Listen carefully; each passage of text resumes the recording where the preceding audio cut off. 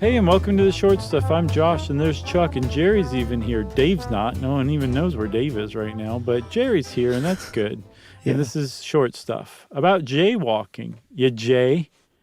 Yeah. I think I want to start this out by saying that our mutual friend who shot Stuff You Should Know TV shows, the DP, Scott Ippolito, when we lived in L.A. together, he got a jaywalking ticket one day. Man, that is so Scott. And I was like, what? They do that? And he said, they do that. I could see Scott's face when he actually got a ticket and it was sinking in that he was getting a ticket for jaywalking. It's great. Great stuff, man. And I think it wasn't even like crossing against the crosswalk sign. I think he literally just crossed the street where he shouldn't have. The cop's like, I don't like your face. Yeah, he's got a great face too. Supposedly, that's a thing, too, that we'll talk about later, that jaywalking is not equitably doled out among the different types of people in the United States, which is sucky. But at the same time, Chuck, we should probably start at the beginning of jaywalking, because jaywalking hasn't always been around, because cars haven't always been around, and jaywalking doesn't really exist without the context of cars.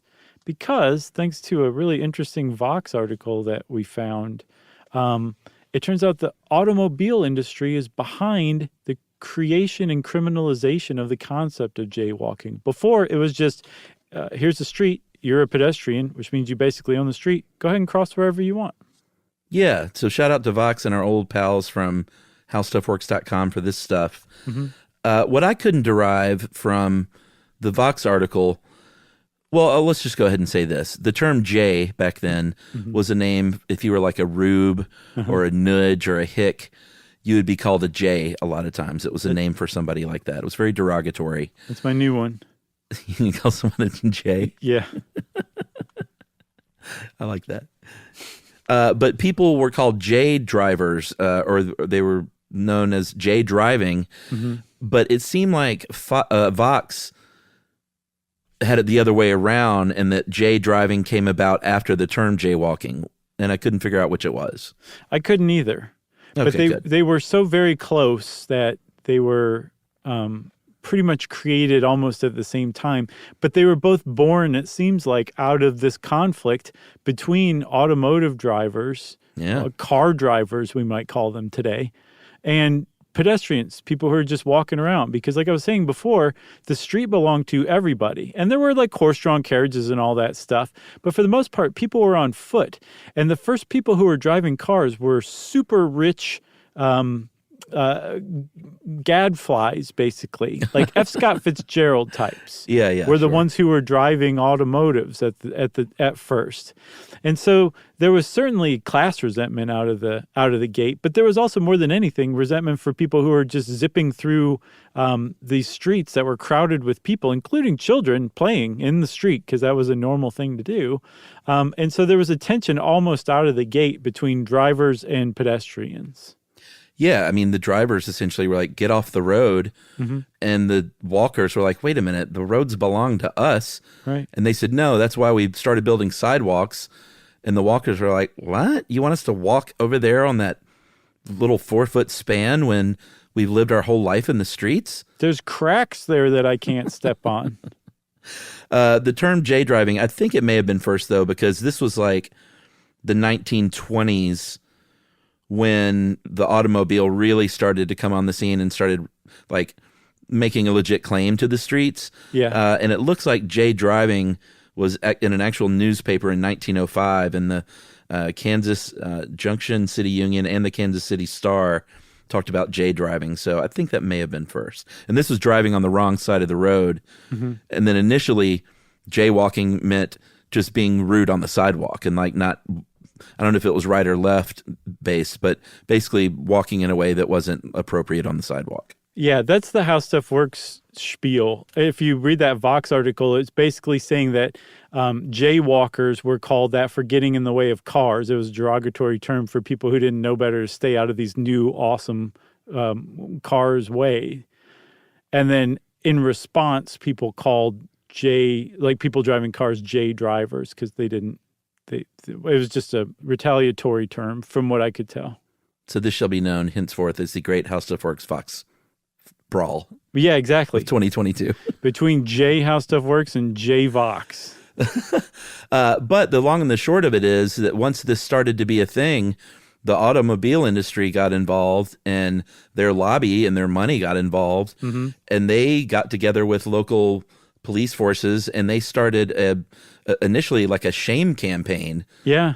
Didn't they? To like shame people that were jaywalking. Yeah, there was apparently the National Automobile Chamber of Commerce who had the bright idea of creating a free wire service for local journalists where the journalists would send in the details of like a car accident, like a pedestrian hit by a car. And the wire service would send them back a full article. Go ahead and run it. You can put your name on it if you want. But it would put the onus on the pedestrian. It would talk about how the pedestrian was a dummy for not getting out of the way of the car. It was the pedestrian's fault. And they were like, that was the level of like underhandedness that this campaign was taking. Yeah, and as far as the shame campaign, it was literally on the streets. Like they would advise police officers to shout them down, to blow their whistles at them and like call attention to them. There were like legit, 1940s, 50s style propaganda posters about jaywalking that they would put up. And all of a sudden the pedestrian was persona non grata in the United States. Yeah. And then in very short order, they started making crosswalks. And then in very short order after that, there were laws that were passed that said this is where the only place you can cross the street and be within the letter of the law. And as a result, cars came to dominate streets for the first time ever, pretty quickly after they were invented and introduced. And I say we take a break and then talk about those laws that kind of came up as a result of that automotive industry lobbying. Let's do it. Well, now, when you're on the road, driving in your truck, why not learn a thing or two from Josh and Chuck? It's stuff you should know. Stuff you should know. All right.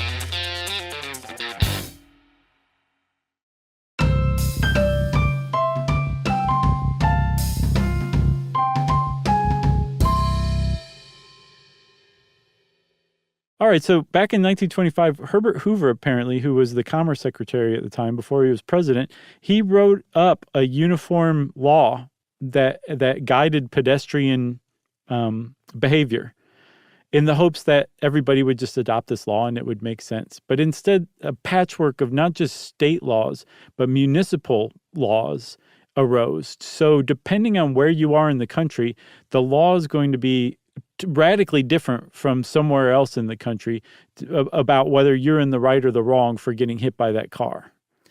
Yeah, I mean, that's still this thing today. Like, it depends on what city you're in. And this is, like you said, even sometimes small towns and municipalities, all the way up to big cities. There are, like in New York, people jaywalk. That's the only way you can get anywhere in New York is if you just kind of do your own thing. And I've never seen anyone get busted for it. It seems like that it's acceptable to do there. In Los Angeles, it's weird. Like people will stop, and if there's no cars coming, they will sit there. They will stand there and wait at a crosswalk until it turns. Mm-hmm. It's much less pedestrian friendly than New York is, obviously, but depending on where you are, it's either a faux pas to do it or it's downright illegal. If you're talking right of way, it's anybody's guess sometimes who technically legally has the right of way. There's an old saying that the right of way is something you give, not take, especially when you're in a car and someone's walking. I think you should always sort of be nice and defer to the person walking. Right. Don't you think? Yeah, of course. I mean, and the overall points of this is that if you're driving a car, you're not really in any sort of danger of being harmed yourself if you get in an accident with a pedestrian. But a pedestrian is in a lot of danger for getting hit by a car. And so you, as the operator of the car, have a responsibility to look out for pedestrians. And then conversely, you as a pedestrian, just out of a sense of self-preservation, have a responsibility not just walk in front of cars and presume they're going to stop. Yeah, because here's a stat, 3% of traffic incidents involved pedestrians, but 14% of traffic deaths are pedestrians. Mm-hmm. And I think 70% of those fatalities are outside of intersections, just people crossing the street or whatever, wherever they want. Yeah. So the National Highway Transportation Safety Administration put together a publication called Pedestrian Safety Enforcement Operations and You, a how-to guide. I added the and you part. Okay. And they basically, it instructs cops to just go ahead and cite everybody, cite the driver and the pedestrian if there's any kind of accident. But they recommend really bringing the hammer down on drivers because they're the ones who are going to cause the most damage. So they really need to be taught to be on the lookout for pedestrians. Even if the car has the right of way, this How Stuff Works article makes a really great point. Regardless of any local laws of who's right or who's wrong, if you're a driver and you hit a pedestrian, it doesn't matter whether you're in the right or wrong. You just hit somebody and maybe seriously injured or maybe even killed them. And that's a life-changing event. So forget the laws. Just look out for pedestrians at all times. Maybe if you actually do hit somebody, you can look into local laws to see what the deal is or have your lawyer do it. But up to that point, you should be looking out for pedestrians. And if you're a pedestrian, you should never, ever, in a million years, ever be looking at your cell phone when you step off of a curb and cross the street. It is one of the dumbest, most easily avoidable things that you can do, and yet it happens everywhere. Yeah, there are towns that have, and cities that have, I think, distracted pedestrian laws on the books. Yeah. For stuff just like that, right? Yeah, and I also want to put in 2 cents for enforcing distracted drivers laws. Like just seeing people driving around looking at their phone it makes me crazy. It makes my blood boil. Yeah. Like if blood could boil, I would say it literally makes my blood boil. Speeding down the highway, just staring into their lap. Oh my God. 80 miles an hour. It's unbelievable. Or like they'll drop down all of a sudden from 80 to like 60 because they're checking their phone now and they're not really paying attention. But yeah, no matter how you're doing it, it's just wrong. You're wrong. Yeah. I used to give a nice little friendly tap if someone in front of me at a red light hadn't gone yet. On the horn. On the horn, I see. Yeah, no, not the bumper. But now when I see the head down and they're on the phone, I lay on it. I don't care. Yeah, I'm with you. I got one more quick story, if I may. Sure. To illustrate yielding to pedestrians. It was Christmas Eve this year, and I was coming down McClendon through the neighborhoods of Atlanta toward Candler Park, and there's kind of a funky pedestrian crossing there it's not very intuitive. And there was a legit elderly couple, like maybe in their 80s even, sort of like, should I go, should I not? And they shouldn't have, but I could tell that they were confused. So I stopped and they started to go. And a guy coming from the other direction laid on his horn and was like screaming and pointing up at the sign saying they shouldn't be walking as he went by on Christmas Eve. Oh, yeah. This elderly couple. Mm. And he was like, he didn't look like some young jerk. He was like some middle-aged guy. I think he had a normal middle-aged passenger. Like, you got to look out for them. Yeah, they're the worst, actually. Yeah, those are the ones you have to look out for the most. Oh, it just made me so mad. I couldn't believe that this guy just blew through there. Like, what it would have cost him to just let this whole couple pass. I know. And you see that so much. Everybody's so keyed up these days, but it seems like middle-aged dudes are the most keyed up of all. I know. It's a time to be keyed up. Slightest stuff, you know? It's a time to be keyed up, which also means it's a time to be kinder than ever, you know? Yeah, that's good advice, Chuck. Alrighty, I'm done. Off the soapbox. I've got one more thing. Apparently, there was a 2012 study that looked at how jaywalking is enforced among races. Depending on the town you're in, you are much likelier to be cited for jaywalking if you're a person of color. Yeah. Champaign-Urbana, Illinois, is the one that's usually trotted out as the shameful poster child for this. But the 89% of people back in 2012 who were cited for jaywalking were black, despite only 12.4% of the population of Champaign-Urbana, Illinois being black. For shame. And it's not just them. There's like this happens in towns all over the country, but it's like bad enough to get a ticket for jaywalking, but if it's not being doled out evenly, then that is even worse, you know? Agreed. Be careful out there. Be nice to people. That's all I got. I think that's good. Well, then that means everybody's short stuff is out. Stuff You Should Know is a production of iHeartRadio. For more podcasts from iHeartRadio, visit the iHeartRadio app, Apple Podcasts, or wherever you listen to your favorite shows.